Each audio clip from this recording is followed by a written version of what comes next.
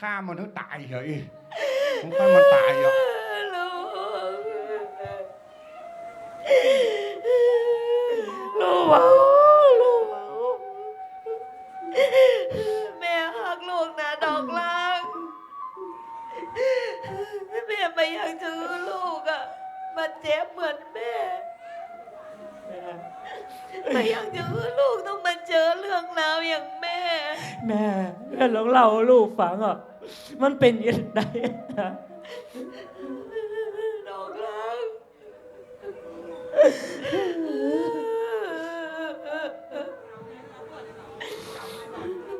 แม่จะอู้ลูกฟังก็ได้ว่าพ่อของลูกอ่ะมันเป็นคนร่ำคนรวยมันเป็นคนบ้างคนมีแต่ว่ามันไม่ได้หักเอาลูกแม่ถึงไม่อยากยื้อลูกและเจ็บปวดเหมือนแม่ถ้าดอกลากให้หูว่าพ่อลูกเป็นไผหูพ่ออยู่ในนี่แล้วแต่หลอกลักเตอะไปเสาะตัวหาพ่อแต่ถ้าหันว่าเปิ้นเป็นไผ่แล้วก็ฮึบนิ่งมันนะลูกเด้อมันต้องไปยุ่งไปเกี่ยวกับเปิ้นละเอาก็อยู่บ่เอาอย่างน้อยแม่ก็หักดอกลักแม่ไม่อยากยื้อลูกอะต้องเจ็บปวดเหมือนแม่ถ้าหูว่าลูกอะจะไปหาคนร่ำคนรวยเรื่องมันจะเป็นอย่างนี้แม่ตึงจะมาฮือดอกล่างไปที่ไหนแม่เอาดอกรักเยอะแยะแม่จะจำอกจำใจดอกรักจะเป็นตัวหาพ่อแล้วพ่อมันอยู่ที่ไหนเดือนกรุงเทพปุ่นนะเจ้ยแล้วดอกลักมันมาเคยไปสักเตื้อว่าลุงไปโดยบ่มาต้องไปหยังไปก็จะมีเรื่องมีราวแหมอยู่นี่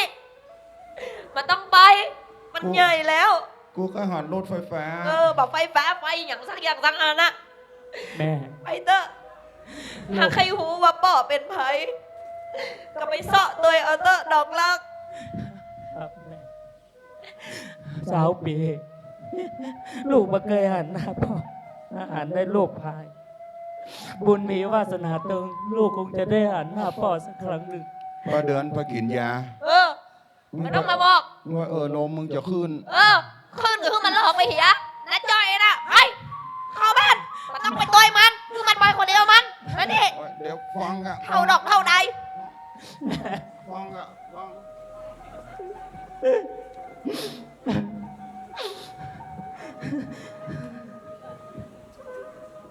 พ่อดอกลากก็มีพ่อกับเปิ้ลกาดอกลากก็มีพ่อกับเปิ้ลด้วยกา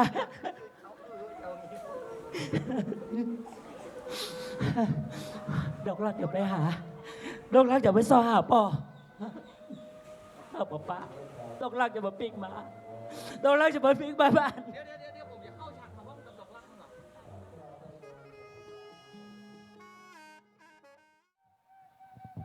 ดาวดาวดาวดาวดาวดาวดาวดาวเนี่ยอย่างนี้ฮะดาวไอ้ดอกลัก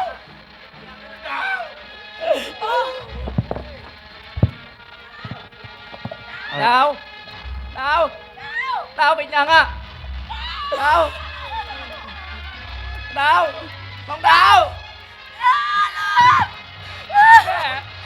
น้องดาวน้องดาวดาวกับแม่ก่อนดาวกับแม่ก่อนดาวทำอย่างนี้ได้ต้องไปยุ่งเลยดาวไอ้ดอกลักตามมึงคนเดียวมึงทำให้ลูกเขาต้องเป็นแบบนี้ตามมึงคนเดียวน้องดาวน้องมึง นี่ถามว่าง่อมก็ง่อมเหมือนกันนี่แม่แต่ว่าถามลูกพิมพ์มาได้ว่าจะเอาแม่ใหม่มาเฮือมันยอมแม่มาขอยู่กับพ่ออย่างเอี้ยนี่ว่ะ มันต้องเอาอะป้อสมบัติรักฐานของป้อกินกำกว้างกำกับไปใจเสี่ยง ถ้าเกิดว่า อี เอา พ่อคือคนมาจ่ายคือมันเสี่ยงนะกะถ้าพ่อได้ไปสมบัติเหลือแล้วใครยังมาจ่ายให้พ่อ ป้อไปอู้อย่างเรื่องเจ็บเรื่องตายเจ้า อยู่ตึงวันเนี่ยเฮาอู้กะ วันนี่วันผูกเขาจะไปทำบุญที่ไหนวัน ดอกรั นี้ ก ไปทำบุญที่ไหนอีกกะ ดอกรัก ป้อไปว่าไปเลยไปอู้เรื่องตาย ตัว ลู พ่อก มา อ่อนใจนะ ไอ้ตัวพ่อมาตัว วัน พ่อ นี้ มา อีพ่อนัดเพื่อนมาเอวบ้าน เพื่อนไทยอะ เพื่อนพ่อนี่มันได้ปะกันมึนขนาด นก เศร้ากว่าปีละ ดอกรักมันนั่งนี่ก่อน พิชิตเพื่อนพ่อพิชิตเพื่อนพ่อนัดมันมาเอวบ้าน คนนี้แต่ก่อนเคยทำธุรกิจกับกัน มีคำมั่นสัญญาด้วยกันนักขนาดนั้นลูกเนอะ เจ้า นพดลเสียวฮัก โอ้ว่าแล้วกลับมาเลย โอ้โหโถพ่อเลี้ยงยางคามวันนี้ใส่สร้อยเปิ้มไม่เท่าแล้วโอ้ตอกมันเข้ายังเปิ้มมาเท่านี้จะนั่นน่ะเนี่ย อันนี้แค่จิ๊บจอย ทิพย์จอย จิ๊บ อะ จอย อันนี้แค่แทนมาได้นะ กึดเตืองหากืดฮอดกินซุกกินดิบมาด้วยกัน นั่นนะกะ กืดฮอดเฮาสืบทอดธุรกิจของป่อเฮาสืบของป่อสู่สืบของป่อสู่ ล้มลุกคุกคานมาด้วยกัน กินซุกกินดิบมาด้วยกันบาดเดียวนี้เอาจนจะได้มาทำสัญญาตึก100 ล้านพันล้าน สบายมากว่า เดี๋ มาเลย ยวดอกรักอันนี้เฮียนพดลเพื่อนป่อ สวัสดีครับ เพื่อนป่อ อันนี้ไผ่นี่ ลูกเบารู้เรื่องลูกเบาสมัยก่อนที่เขายังบ่มีลูกนี่กี่ซุกกี่นิดด้วยกันเดียวถ้ามีลูกเผื่อเอาลูกมาแต่งงานด้วยกันมาเป็นจะได้สร้างธุรกิจด้วยกัน ตื่ เนี่ น ย เต้นขนาดน่ะ เออ เฮ้ยไม่ได้ปากัดมือ แล้วลูกสาวไงอ้าวลูกสาวไงล่ะ อันนี้ลูกสาวเด้อนี่ลูกสาวเนาะ ฮะ อันนี้เพื่อนพ่อชื่อพิชิต นพดล ฮะ ลูกสาวชื่อยังนะ นี่นะ ลูกพิมพ์ ลูกพิมพ์นะ ชื่อน้องพิมพ์ เอา ไง มีแฟ พ่อ นมีแฟนล่ะ โอ้ถึงวันนี้เหมือนใครได้หินเด้อบอกก่อน ลาทาโร เหมือนกับภาพพับไว้ นพดล นี่นะ คิงก็อย่าไปสวกล้ำไปลูกเขามันจบแล้วปั๊บมันจะมีการมีงานมันเดี๋ยวพ่อฮั่นบ่อนี่มันก็ต้องปล่อยพ้องคิงอย่าไปเลี้ยงมันจนเท่าจนเกกะ เนี่ยจะบอกคือเขาเป็นพ่อใจเขาหูนิสัยพ่อใจเหมือนกัน ป้อก็เดี๋ยวนี้ไปอาบน้ำไปนะป้อเนอะ อย่างหายเนี่ยมันเดี๋ยว เนาะอ๋อน้องป้าสาวจะไปเอาน้ำนั่งก่อนนั่งก่อนเด้อ ขอบคุณครับ นี่ โอ้ฮะ นี่ป่ะ นี่ไหน ขี่กำจำอู้เลยก่อนที่ว่าตอนเฮายังบ่มีลูกนะที่เขาถ้ามันมีลูกที่ใครคือมันมาดองกันนะ จำได้แม่นขันแน่ปะเคยลืมเลยคำสัญญาคำนี้ มันจับพอดีกะเอาน้องพิมพ์กับบ่มีไผ่มั้งอ่ะยังมีแฟนได้แต่งงานมั้งอ่ะ แม่น นี่เพื่อมันแต่งกันดอกรักเนี่ยลูกเปล่าเขานี่ค่ะ เป็นลูกแท้ๆเลยกะ ลูกแต่ ป้อ โอ้ย ป้อ สุดยอดเลยไก่อันน่ะ ป้อเอาน้ำคือป้อเซลล์ป้อกินก่อนพอดีสุมาเตอร์นะเจ้าป้อพอดีแม่บ้านเพิ่นวันนี้เขาลายุกันหมดเจ้า โอ้เย็นขนาด เอาไอ้ดอกรักเลยเนาะไอ้ดอกรัก เย็น ครับ กินน้ำก่อนเจ้าป้อ โอ้ยให้ตากแดดไปเพื่อเขาตอน โอ้โหยังจำได้เสมอเพื่อนเอ๋ยพิชิตเรื่องราวที่เขาเคยสัญญากันไว้แต่ก่อน ว่าถ้าเอาวันแน่วันตาอนาคตข้างหน้า ครับ ถ้าเขามีลูก เป็น มี การ เต้า ถ้าเกิดว่าคนละเพศต่างกันถึงว่าใจไม่ยิงเขาจะเอาลูกเขาสองคน โอ้ มาเป็นน้องแผ่นเดียวกัน จับ ยังจำได้ เอาโอเค เรือล่มในหนองเงินทองอย่าไปไหนนพดล แม่นก็พิชิตนพดลพิชิต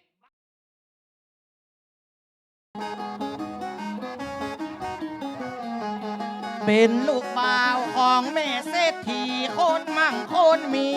เงินล้าน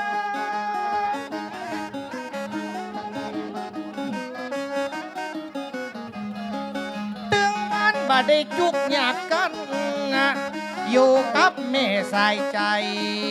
อยู่มาตึงมือตึงวันกิจการแม่ก็มีมากมายเนา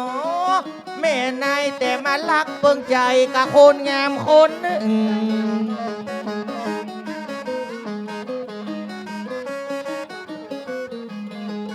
พี่ชิดนี่เต็มอกเต็มใจสี่ห้องหัวใจบ่มอบเพื่อไผคนอื่นนะหัวใจของไอ้ายมีหนึ่ง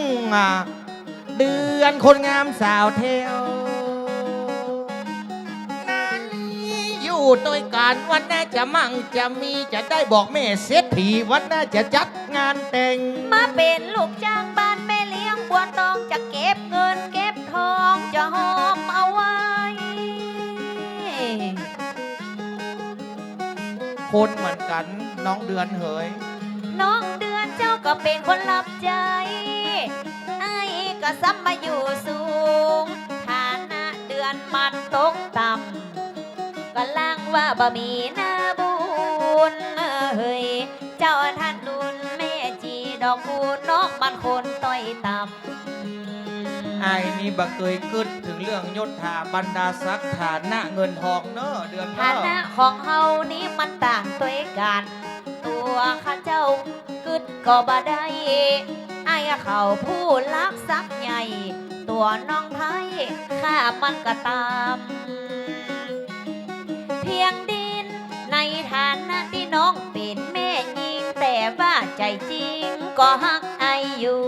ตุกกะโคนนะรวยกะโคนใบติตุกติโจนไอ้บักเกิดแบบนั้น เดือนมันก็แค่สาวคนงานบ่ได้ไอ้พิชิต มาฮับใจอีแม่บาหันว่าเดือนเกลียดข้างไอ้นี่ก็เต็มอกเต็มใจภาวนาเอาไว้ตีไอ้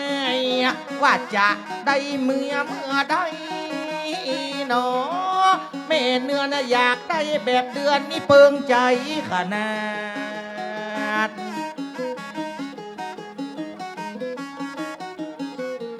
ก็รออย่างเดียวรอมันถึงเวลาไอ้จะพาน้องเดือนนี้เข้าไปกราบไอ้เขาจะได้จ๋าได้ฝากเฮ้ยแม่ก็ได้หูได้สาบมาเฮ้ยดีรอเวลาเด้อบ่เหมือนสาวจีไอ้นี่สัญญาไว้ก่อน วาสนาของลูกแม่ยิงมันต่ำต้อยลอยดินเหมือนเครื่องบินกับลม เดือนจะไปอูจะอ่านไอ้เปิงใจเฮาเปิงใจไอ้ ก็กลัวว่ามันบ่เปิงกันแต่นอไอ้สำรูปหล่อมีลักมีฐานสำหรับกับตัวเดือนนี้ อยู่มากะตึงมือตึงวันเฮ้ยเจ้าท่านนั้นเป็นแค่คนยากการบ่ได้หนึ่งเก่า มาเอาขึ้นอันบดี ถ้าวันหน้าเฮาจะอยู่ใจชีวิตกู้ด้วยกัน กะซ้ำสองเฮากะตึงฮักกันกลัวว่าเปิบเปิงใจคนเท่า อยู่มากะตึงวันคำเจ้า เฮาสองคนก็ฮักกันอยู่ นอนในกว่าแม่เลี้ยงบัวต้องบ่ชอบสู้เปิงใจ ตัวอีนายน้องตึงบ่จักว่า อีแม่ตึงบอกว่าอันใดขอตั้งสายใจจะไปคืนอย่างนั้น ก่อนแม่เลี้ยงเป็นยังบ่ฮู้เตือนเราเจ้าว่าเฮาฮักกันนะ บ่ต้องกลัวแม่ไอจะมากีดมาก้อนนะแม่ท่านแล้วก็คงเข้าใจตอนนี้ธุรกิจมันหนักไอเขาต้องมาต้องไปหนอแม่ในบึดหนึ่งกะวันตกบึดหนึ่งกะวันออกได้เป็นตีนเป็นมือช่วยธุรกิจอีแม่ไอ้บอกให้ได้อยู่บ้านเดือนเนอะอยู่ตั้งนี่มันเวียกมันการคอยฮับใจและก็ตั้งแม่เจ้าคือเดือนก้อยพอก้อยเฝ้าเต้นตีนเต้นมือของตั้งอีแม่คือดีบอกคือตั้งสาวจีคนดีไอ้ฮักละขนาด ก็ไอพี่ชิดบ่ต้องกลัวหยังเป็นการเป็นงานน้องก็ทำทั้งนั้น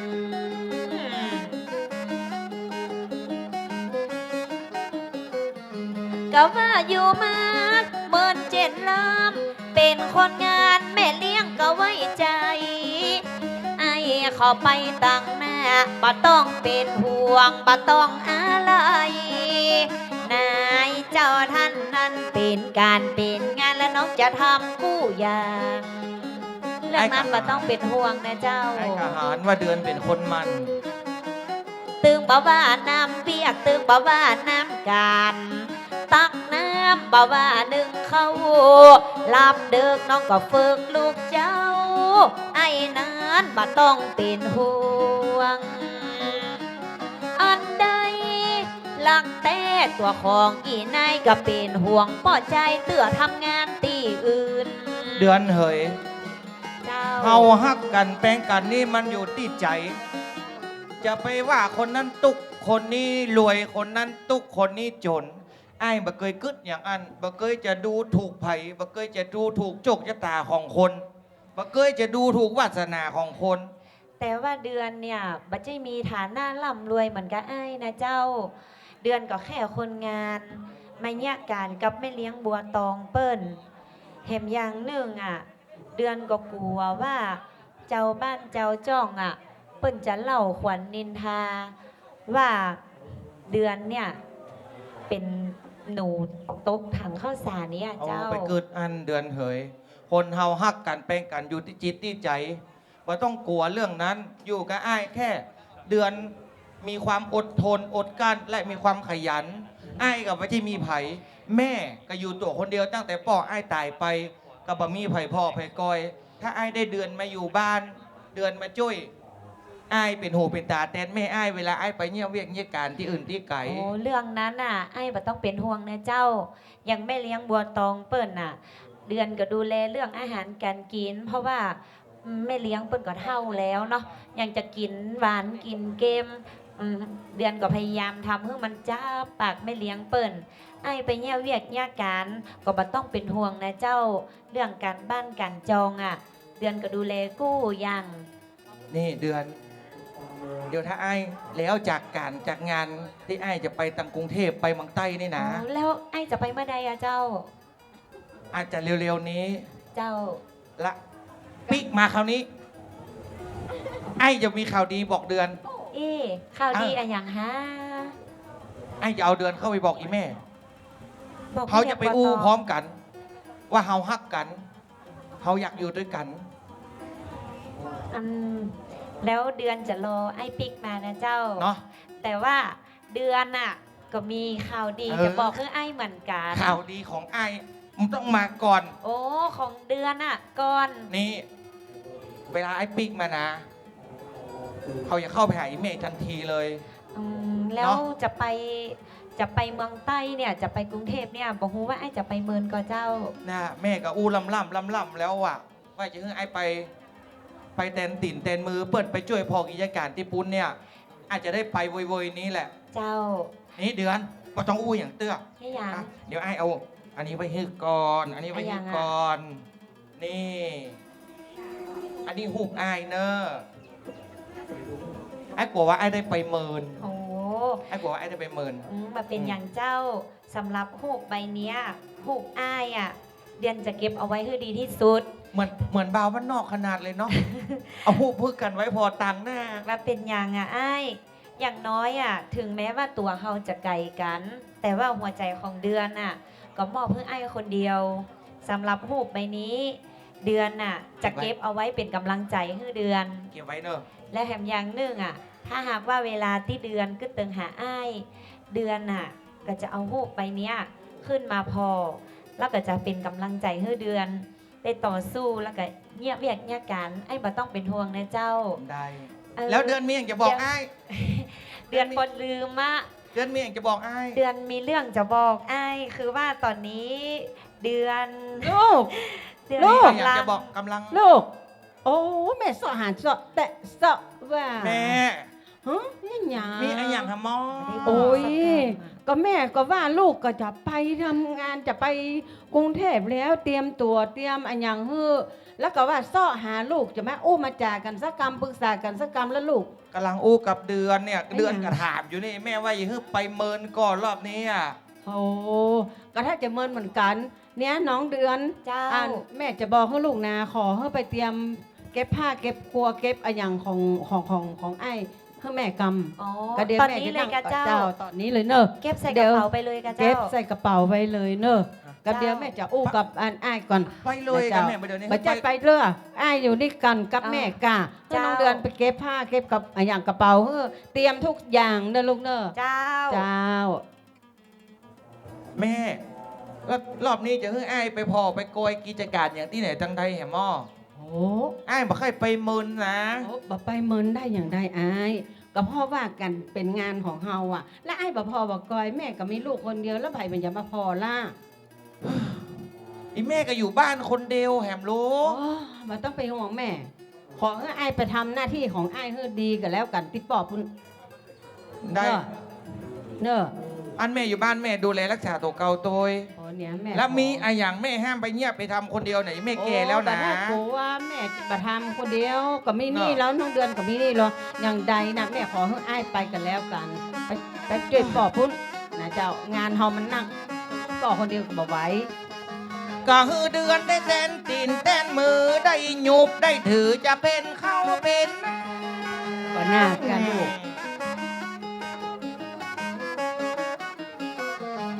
ลูกจะบอกน้องจังนะน้องเดือนนะนั่นนาฮือได้ก้อยได้พอ ดูแลตัวแม่มาได้ลูกจะไก่หูไก่ตาบ่ได้ปิกมาหาแม่ อย่างเจ้าขอทำหน้าที่ของลูกให้ดีที่สุดกันแล้วกัน จะได้โดดตาโดดกลางไปไกลเป็นห่วงเป็นใยแต่ฮักที่สุดคือแม่เสียท่าละบ่มีอีปอพอก้อยอยู่คนเดียวมันจะเหงาจ้อยบอยขอฮือเดือนก้อยเดือนมันพอ ลูกบ่น่าห่วงลูกบ่ถ้าหามแม่บ่เป็นหยังลูก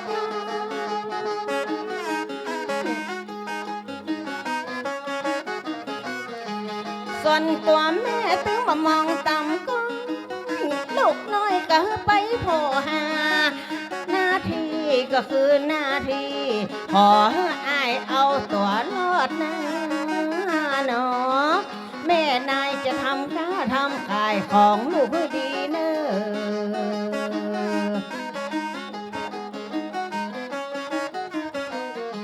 แต่ลูกใหญ่แล้วไปฮือสั่งฮือสอนอย่าไปจังห้องอย่าไปเติกไปเตอ อันนี้ก็ดีแต่เนอบัดเดี๋ยวลูกเขาก็พอเป็นผู้ใหญ่การนายแม่ก็ตึงเต็มอกเต็มใจลูกเป็นป้าใจทำได้ทุกอย่าง ตั้งแต่ไล่พ่อตายไปธุรกิจทั้งหลายก็เป็นของลูกล่อนล่อ ทุกสิ่งทุกอย่างเฮาตัวก็ถึงปอดตัวเข้าใจก่อน มันบ่เหลือพี่มันบ่เหลือน้องเหลือกันสองคนนักหนาเป็นห่วงกะตัวอีแม่บัดเดียวเท่าเกชาละลูกนี้จะไก่หูไก่ตาไอ้นี่ก็ตึงเป็นห่วงอีแม่คนเดียวนี่แม่เนาะ มาถ้ากลัวน้องเดือนก็อยู่กับแม่นี่ล้อลูก เอาเตอะมันถึงเวลาลูกจะเดินทางนอเจ้าจะขอลาแม่เจ้าลูกจะได้รับผิดชอบลายเอื้อนจะได้เดินแต่ก็จะได้เดินทางอยู่กับน้องเดือนคือน้องเดือนก้อยพอ ลูกจะไปค้าไปขายไอ้จะทำธุระอันใดก็ตาม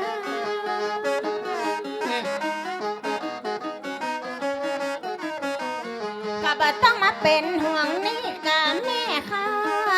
ลูกเคยจะไปกลัวมันยังแม่ยังบ่เท่าบาแก่ถึงจะบอกคือลูกแทนกันเนาะแม่บันกับพละกำลังแม่ยังยกนิ้วอยู่อัลโหล ตั้งแต่อีพ่อตายไปนี่ไม่งามเหลือเขานะยังสาวน้อย งามเพื่อลูกใส่ใจบัดไม่อวดไผ่บัดได้เติกได้เตอเฮ้อลูกเขาฟังเหียนเนอต่างคนก็ต่างเป็นห่วง ลักง่อมไปเตื้อก็ฮะ แม่จะง้อมอย่างใดเพราะลูกใส่ใจพ่อเขาก็ได้จาก แม่ ตั้งแต่อีพ่อตายไปเนี่ยประเดี๋ยวนี้งามเหมือนสาวน้อยเหรอ โอ้ถึงอีแม่จะงามอีแม่ก็งามในบ้านของลูก งามเปื้อนลูก ทุกสิ่งทุกอย่างใสสะอาดกับเปิ้ลลูก ไอ้ นะเจ้า ไอ้ดีใจ ความตั้ ที่ ง อี ใจ แม่ยังแข็งแรงอยู่ นั่นน่ะ ไอ้เหลือพ จะ ระ ไป เจ้าในบ้านอยู่ เนี่ อย งค์เดียว จะไปโยกยอปอปั้นอีแม่ นะ ลำไป มา แล้ว ละ ไอ้ไปทำหน้าที่ของไอ้ให้ดีที่สุดกันแล้วกันแน่ มาล่างลักง่อมเป็นเตื้อก้าไอ้แม่เนี่ย โอ้เนี่ยสักเดือนก็มี อ่ะ เนาะความเป็นเนาะเนี่ย ถ้าง่อมเป็นเตื้อนะแม่ ไอ้ ทางเพศก็มีเนาะ อืม ทางป้นหลวง ฮะ ทางป้นหลวงทางป้นหลวงต้นพึ่งนี่นะ เปิ้นจะเปิงใจว่าอีแม่เท่าแก่แล้วนักแล้วก็บ่หมานหัวงอกซุนซานใจการก็บ่ได้หรอกอ้าย แม่ แม่ก็ แล้วแม่อยู่บ้านจะไปเล่นหวยนักเนาะ เป็นธรรมดาลูก เออ เนี่ยถ้ามันได้ก็ดีนะจ๊ะถึงเกิดไปขึ้นมา เออ อีแม่ว่าจะมาเอานะอีนะ เกงง่อมไอ้เนาะ มัน เออ เพิ่งจะเอาอยู่นะบอกว่าจะเนี่ยได้ ทำมาลักตั้งวงแช่หมูนี่ โอ้ พอใส่แว่นนี่ยังไม่สมอยนี่ แต่งมาอวดแม่ตัวเก่าวะฮะเอ แม่ อมีนี่ตะเอียเด้อเนี่ยไอ้เนี่ย ให้ไปนะ นะแล้วไอ้บ่ต้องไปเดือดร้อนกับแม่ไอ้บ่ต้องไปห่วงแม่เนอะ ครับ ถ้าอย่างใดแม่ไปส่งไป อ่ะ เออ ไปเฮ้กับแม่เฮ้ ไป เฮ้ ตั้งได้ไปตั้ง มัน เ มาแล้วเฮ้ เนี่ยมันนักแกนักหนาแต่ แม่เอาแว่นไม่สมอยมามันก่อน แม่สมอยมา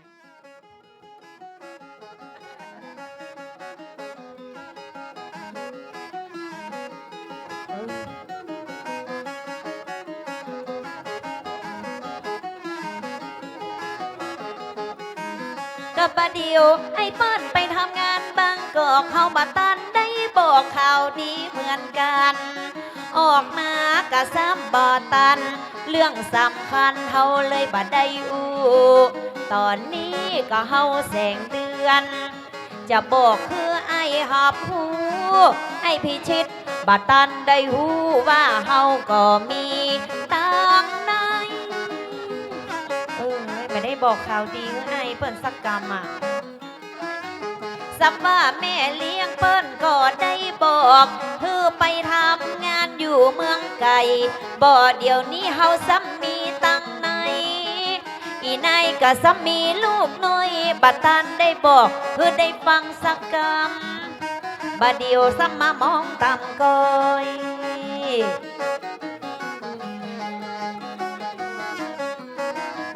กะซ้ำไอ้เปิดไปทำงานเมืองใต้ตัวอีนายข้าจะอยู่ตั้งหลัง อย่างใดตึงมือตึงวันเฮาก็ได้ทำงานตีนี่รอไอ้พี่ชิดเปิ้นไว้ขึ้นหลัง เรื่องสำคัญน้องจะบอกไอ้ปีว่าบาเดียวตอนนี้น้องเดือนซ้ำมีลูกมารอเปิ้นปิ้งมาก่อนก็ได้ก้อยบอกซ้ำว่าจะมีลูกมีเต้าสองเฮาเหียเป็นนักเป็นนาจะเป็นบุตรตีบุตรตารอไอ้ปิ๊กมาจะบอกคือก็ได้ เรื่องนี้มันสำคัญ คนงามน้องจะค่อยบอกไว้จีมเลยนะ ก็บาเดียวลูกเขานะก็ตึงไปแล้วก็บักกากัดแก้วมันตึงมาเป็นยังอีแม่จะต้องอย่าถามอย่ามาอยู่ตัวกันกับลูกกับเต้าว่าน้องเดือนมาอยู่กับแม่นาบ่เสียเวลาถึงวันคำเจ้า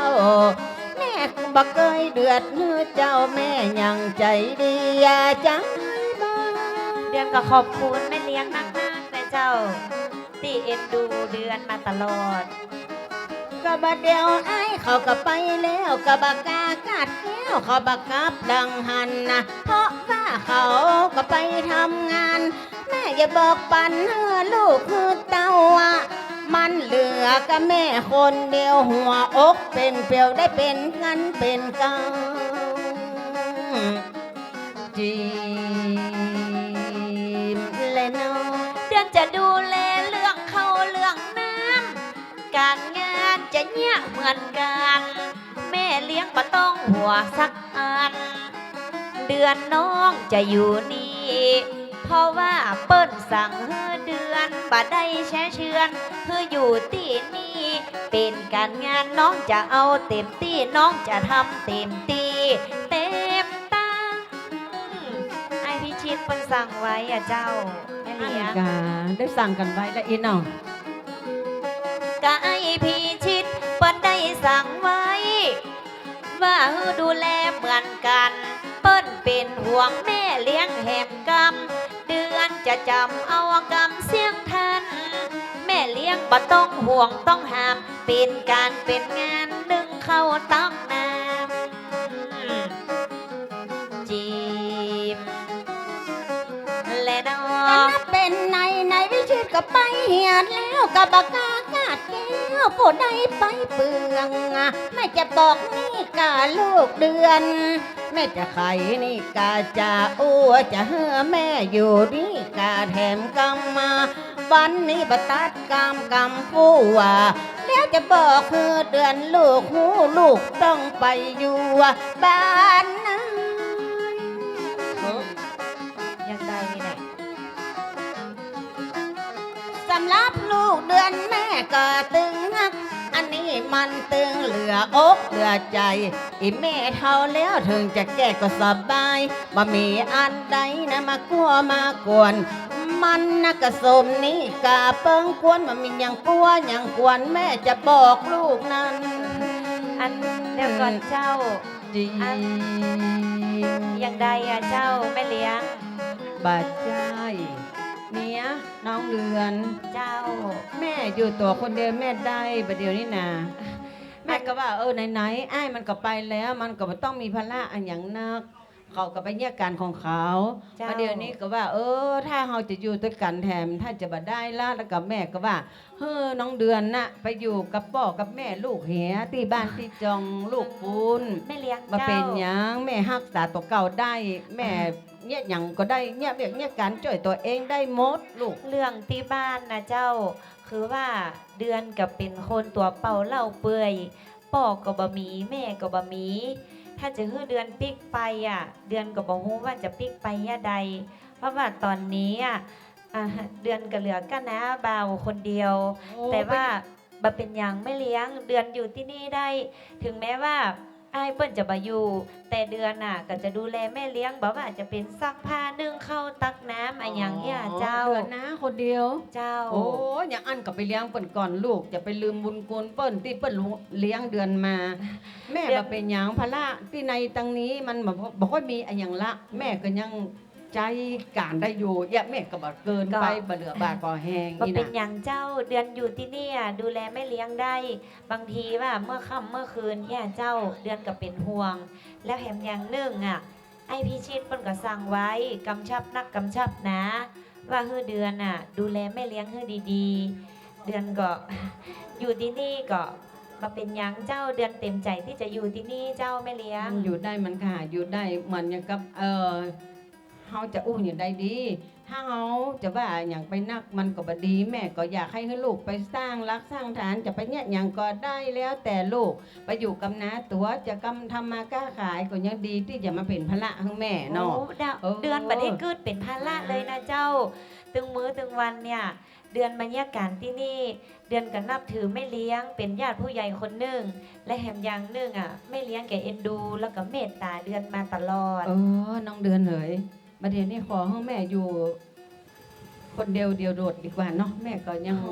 ไม่ มาเป็น เลี้ยง หยังแม่จะเนี่ยมาใช่หยังอ่ะแม่จะเอาสตางค์ให้ลูก โอ้ ไปทำมาหากิน ปัจจัย จะเอาไปลงทุนอย่างก็ได้ เรื่องเงิน แม่ เนี่ย มี แม่เลี้ยง เดือนมาได้เป็นคนอย่างอันนะเจ้า เรื่องเงินเรื่องทองอ่ะ เดือนมาได้เป็นคนหันแก่เงินแก่ทองอย่างอันนะเจ้าไม่เลี้ยง ตัวจะมานี่ลูกบุญนะตัวกะ อ๋อ เอาอันนี้ไปเอาไปทำมาหากิน แม่จะเฮ้อลูกเอาไปทำมาหากินลูกเอาไปเตอะบ่ต้องไปห่วงเป็นห่วงแม่ แม่มีเปลอะมาเป็นหยังลูกไปเตอะไปให้ลูกไปแล้ว ไม่เลี้ยง เนี่ยหยังแถม ส หม้อ ตางค์จัดหนักขนาดนี้ ก็น่า เลี้ รั ย ก ง ก้า แล้วก็อันก็บ่เป็นหยังเดียวเดือนน่ะจะปีกไปดูแลนะอย่าสักมื้อสักเมื่อ ถ้าอย่างใดอ่ะเดือนจะปีกมาทางยาการที่บ้านแม่เลี้ยงเนี่ย บ่เป็นหยังถ้าอย่างใดแม่จะห้องหาเนาะห้องหาเดือนมันเนี่ยการให้แม่เนาะถ้าแม่แบบไหว้นะไปเตอะไปหาหน้าตัวก็คงจะกองหาอยู่นะ ก็ บ่ไปหาเปิ้นมันบ่ได้นะลูกไปเตอะ แล้วมาเป็นอย่างอันเดือนจะปีกไปเหียสักวัน2 วันแล้วเดือนจะปีกมานะเจ้า ไปมันก็ได้เป็นหยังบ่ต้องปิกมาเด้อเนาะก่อนกว่าอ้ายเพิ่นจะมาท่านอย่างใดอ่ะถ้าอ้ายมาแม่จะบอกให้อ้ายบอกตัวมาหา ไม่เลี้ยงจะมาฮื้อเดือน แล้ว ปี ก็เปิ้นอยู่ปุ่นน่ะ เจ้า จะอู้ให้ฟังนะห้ามติดต่อเป็นเด็ดขาดมาถ้าไปติดต่อเปิ้นเนอะเปิ้นเนี่ยการ บาฮื้อเดือน เนาะ ติดต่อไอ้พี่ชิดไปเลย เอ กับเจ้า อบ่ต้องไปติดต่อไอ้วิชิตอ่ะ แล้วก็ติแม่นี่ก็บ่ต้องติดต่อเรื่องขอให้ลูกไปทำมาหากินกับน้าตัวให้มันดีก่อนเนาะเพราะน้าตัวน่ะก็ฮักตัวเปิ้นถึงเลี้ยงตัวใหญ่มา ไปเตอะลูกบ่เป็นหยังขอให้เฮาสิ้นสุดกันตะอีลูกไปเตอะ เจ้า เด้อ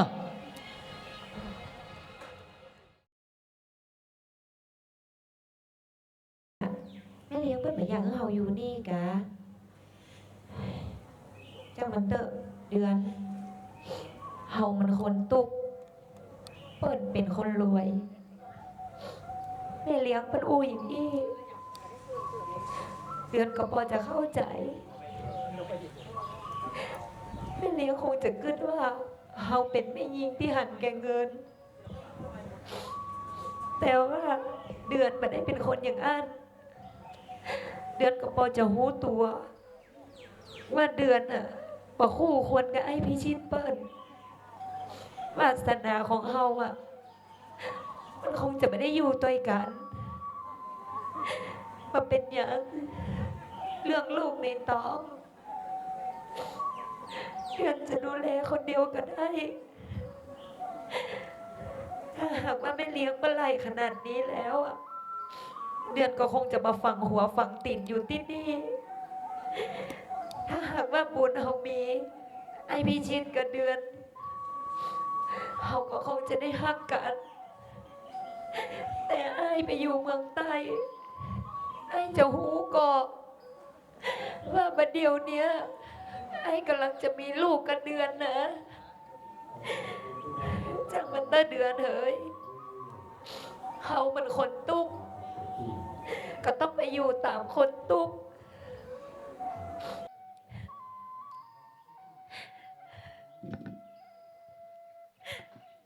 บ้านหลังนี้ที่เคยได้อยู่ ถ้าหากว่าไอพีชิตอะปันหูมันลูนปันคงจะเข้าใจเดือน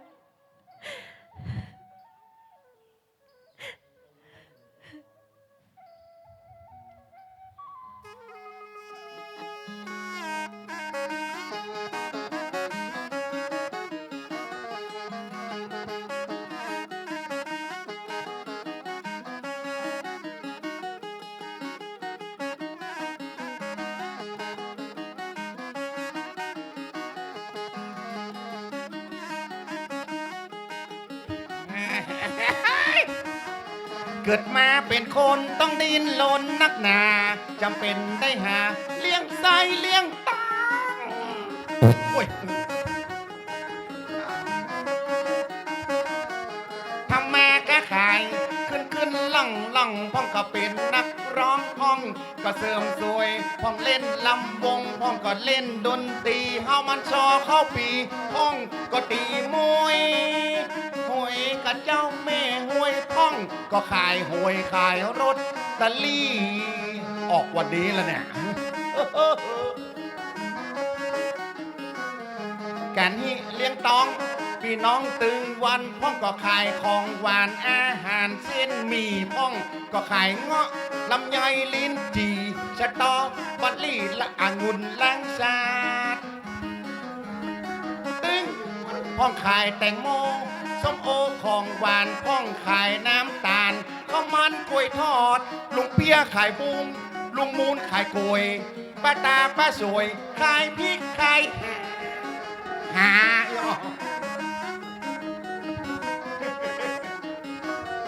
ไอ้แก้วขายลาบก็ไอ้กับขายชาตัดปูน้อยล่ายังขายเลือดลูหมูป้าแก้วนาลายนั่งขายกำปิป้าคำปักวิทย์ยังนั่งขายปลาทูหนูก็เจ้าเมนูนาง น้อยนางหนูขายไส้หมูอัวมีหมดบ้านเฮากันฮิเลี้ยงตองพี่น้องตึงวันป้องกะขายของหวานตำในกัดมัวเฮานี่มันมักบาดทั่วมาต่ำยังลำใบลำบอดความจริงป้องขายหัวคาป้องกะขายหัวคิงชอบว่าหากินเลี้ยงต้องเลี้ยงปากแง่งก่อน ก่อยบ้านฮะก็ยังแควนนั่นหรอออกมาอย่างอี้ลูกฮะอย่าห้องฮะป่อห้องบ่ห้องฮะก็บ่หูเด้อ ตะกี้ออกมาไผ่ปอบตบมือขึ้นสักหน่อยเหรอไผ่ตบมือตะกี้ยกมือคืนเนาะสาธุอีป่อยแม่ที่มางานวัดต้นเพิงวันนี้ ไอ้จ้อยออกมาตะกี้ที่เปิ้นตบมือขึ้นนะก็ขอให้เงินเปิ้นเต็มกระเป๋ากูโคนเตอะสาธุสาธุถ้าปากไอ้จ้อยมันปิดแต่หาออกมาได้ก็ยิ้มใส่หาอย่างเดียวลืมตบมือฮื้อก็ขอให้กระเป๋ามันบ่มีเงินเด้ออุ้ย เอามีนักเหมือนกันอีแม่เนี่ยเปิงเปิ้นว่าโคนเฮาจะเป็นไอ้ยังก็จ้างมันถึงสบายไว้ก่อนแม่นก่อนเขาว่าฮานี่เป็นคนบะเต็มเป็นคนสึงตึงเป็นคนเชื่อฮาว่ามาใจฮานี่มันลวกในนะอีแม่มันแง่วนอกลวกในอยากนั่นก็อย่างเปิ้นของบอกนะข้างนอกขุกขักข้างในแตะติ่งโหน่งอยากอีแม่ตาเตอะก่อนแฮเตียวออกไปนี่นะออกไปเป็นหมู่เสมอพ่อแค่แฮคนเดียวมาแม่นก็อีแม่แก้เตียวกับแฮอีในกาดตะลี่นี่ก็กาดบ้านเวียงก็แต่มันภูมิใจหรอถึงยังได้เขาเป็นคนบาดเต็มยังได้ก็แจ้งกู้โคนเปิ้นก็ยังมีความสุขเขาทำเพื่อคนมีความสุขเปิ้นได้ไข้หัวได้เขาม่วนใจอีแม่โคนเฮาฮะเสียดายอย่างที่เกิดมาวาสนาฮะมาได้อยู่กับพ่อกับแม่มานักอีพ่ออีแม่กูลอันใดมาเต้ากูลพ่อคุณแม่แต่ตั้งเมื่อเป็นอ่อนถึงฮะเป็นคนผีแบ้สึงตึงอีพ่ออีแม่นี่ถึงสอนหรอกเพื่อคิงจ้วยเปิ้นคิงจะไปลักไปโจกเปิ้นขอเอาเตอะอายไว้บ้านหน้าด้านมาตยกูลของพ่อของแม่ฮะตึงไหวก่อนให้จะไปไหนให้ตึงใส่เข้าถ้าแม่มีแต่ก่อนให้เอาเข้าให้แม่ดากินให้พ่อกินก่อนแล้วถึงใส่เข้าพระเจ้าเปิ้นถึงว่าหลอดเจินเตอะเปื่อนป้องพี่น้องตั้งหลายตึงยิงตึงใจหนุ่มแล้วแถวเท่าตามออกในธรรมองค์พุทธเจ้าสอนให้เฮาเปิ่งปะโห่มไม้สลีที่คาละวะอาศัยกิ่งก้านลำบนโห่มเอาคุ้มรับฮ้อนแดดทนฝนพ่อแม่ของคนยิ่งกว่าพระเจ้าแม่นก่อเป็นบุญกุศลมงคลแก้วเก้าเป็นชัดบรรเงาแม่นตัดบุญกินบุญตานที่ทำในวัดยังบ่เปรียบได้คุณคองคนเฮาลุ่มฟ้าบ่มีปอสองเอามาเปรียบตองเหมือนพ่อแม่ได้พระเจ้าขิ้นตัวแม่นจักบ่ไหวบ่มีสิ่งใดเพียบแต่พระเจ้าเปิ้นกาเอามาอันและหันจักถูกต้องฉันใดเหมือนเต้งไข่มดตกวังน้ำใสก็เป็นเหยื่อใหญ่ของป่าใหญ่น้อยพ่อแม่ของตัวแม้นว่าต่ำต้อยคูณสูงเลิศลอยยิ่งฟ้าหาอู้ไปหาอยู่คนเดียวถึงวันอีแม่กับย่าให้ก็นั่งจมคนเดียวให้คนเดียวกึดหาอีพ่ออีแม่อีพ่ออีแม่เพื่อนไปก็ยังดีกึดหาลานน้ำคนอีเดือนมันเป็นละอ่อนที่กำพร้าเกินอยู่ตัวกัน ถึงเฮาตุกมีอยู่ตัวกัน น้าจ้อย อย่างว่านะมันเป็นลูกจ้างเปิ้น น้าจ้อย พายอะ มีอยู่ก็ อยู่แก่พายอะ เดือนย่า เดือนแกเข้ามาประตูบ้านมาได้ฮอบอีเฮ้ยมอดหัวเข้ามาอี น้า อีเดือน100 วันพันปีมึงแบบแม่ไปขายผ้าอย่างแม่แกลำปางอย่างแก ไปขายผ้าอีหยัง เดี๋ยวมานั่งนี่ก่อนมึงอย่างเป็นน้ำห้อยน้ำห้องมา ก่อนน้าจ้อยว่าเดือนแบบปิ้งน้ำบ้านนี่มาใจกา แม่น 100 วันพันปี แล้วเหรอ ตั้งแต่น้าเลี้ยงเดือนมา ตั้งแต่อยู่ด้วยกันมา อยู่2 คนยังมีความสุขอีแม่ วันหนึ่งเดือนค่อยไปทำงาน ไปทำงานที่บุ่นบ้านแม่เลี้ยงบัวตองอยากเปิ้นท่าอย่าใจดี ดูแลเดือนดี เจ้าเปิดใจดีกันนะ โอ้ จ้อย ก็เติงหานะจนพอเป็นน้ำหูน้ำตากันว่ายายเอกมีอะหยังล้ำเหลือฮะมีอะหยังบอกไหมเดี๋ยวนะจ้อยบอกเออ ตอนเนี้ยเดือนจะปิ๊กมาอยู่บ้านเฮาแล้วนะจ้อย ปิกมาอยู่บ้านเฮา เจ้า ปิกมาอยู่บ้านเฮาแต่กระเดือน แต่กันนะจ้อย ตอนนี้แม่เลี้ยงบัวตองอะเมื่อไหร่เดือนนึงปิ๊กมาอยู่บ้าน เปิ้นไล่เดือน เจ้า เปิ้นมาหันคุณค่าของเดือนนะนี่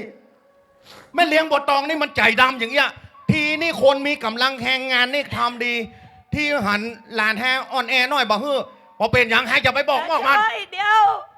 จะไปเยี่ยหยัง จะไปบ้าคือเปิ่นเยี่ยหยังมันต้องไป ก็ตอนที่มึงมีแหงดีอ่ะ มันยังเอาใครได้มึงไปเนี่ยกันเนี่ยหันเนี่ยนี่ ตอนนี้มึงผอมแห้งแรงน้อยอ่ะ ไล่ซับไล่ส่งหันก็ห้าอู้บอกมีพีษนั่นก็คนรวยเปิ้นถึงอย่างอี้กันหมด นะจ้อยอย่าไปยานเขาเป็นคนตุกอะเปิ้นเป็นคนรวย ถึงเขาจะไปเดือดร้อนวุ่นวายอย่างกับเปิ้นอะ แล้วคนทุกข์มันไม่ใช่คนไงเดือน เปิ้นก็คงจะมาฟังเขานะจ้อยบัดถ้าไปมีเรื่องมีราวกับเปิ้นนะถ้าเกิดว่าไปมีเรื่องมีราวกับเปิ้ลน่ะน้าจ้อยถูกยับไปอ่ะโดนเข้าคอกเข้าห้องขังอ่ะ ก็ห้องมันไม่ใช่ว่าขังหมามาใด เดือนก็ลูกจะอยู่กับไผ ฮะ เดือนบิ๊กมาที่บ้าน เดือน เดี๋ยวมึงอู้นะมึงฟังก่อน มึงมีลูก เดือน แล้ว ตอง แล้วมึงต้องกับไผ่อีมึงต้องกับไผ่ไอ้เดือน เดือนตองกับคุณพิชิต ลูกเบ้าไม่เลี้ยงบัวตองนะจ้อย ต้องกับคุณพิชิตลูกแปลไม่เลี้ยงมึงต้องหันก็ให้จะไปฆ่ามัน นะจ้อย ให้จะให้มันเอาไปสอบ นะจ้อยมาต้องไปมาต้องไป ไอ้ลูกหัวใจหน้าตัวเมีย มันต้องไปนะจอย คุณวิชิตมันโมโห ก็แล้วมึงยังบอกมึงยังมาแง่วมึงยังมาแง่วไอ้เดือน เดือนจะบอกคือเปิ้ลอยู่แล้ว แต่ไม่เลี้ยงอ่ะ มันมาบอกคือคุณวิชิตมาเยี่ยมกันที่กรุงเทพเลยมาตัดที่บอกเปิ้ลสักคำ ไอ้เดือน มันเป็นความเป็นเพศในยาของมึงคนยิ่งตุกยิ่งจวนแม่อย่างอีพี่ซ้ำน้ำพลอย จากมันเถอะนะจอย ไอ้ เดื เดื อ อน น จะคืนเดียวว่าเป็นกลับของเดือน เดือนเป็นคนตุก เดื เดื อ อน น ฟัง ทะเยอทะยาน เดือนมันไปสู่คนเดียวบอกว่าอันไหนสูงอันไหนต่ เดือน ำมันเป็นแต่เดือนบัเจียมตัวเก่า มึงจะไปว่าอย่างอัน ขึ้นว่าทำงานบ้านแม่เลี้ยงบัวตอง เอาความดีเข้าสู้ หวังว่าสักวันหนึ่งอะมันคงจะหันใจเอ็นดู แต่ที่ไหนได้อะดินมันก็คือดินอยู่อย่างวันอย่างข้าม เดือน บ่มีวันที่จะไปเทียบกับเปิ้ลได้เลย เดือนมึงฟังน้ามึงนะน้ามึงมาเคยรังเกียจเดียดฉันอย่างสักอย่าง ถึงวันนะเกลียดดูตัวเก่าตอนน่ะที่น้าบ่มีความสามารถหาเงินให้เดือนปอบ่มีเสื้อผ้าดีๆให้เดือนได้ใส่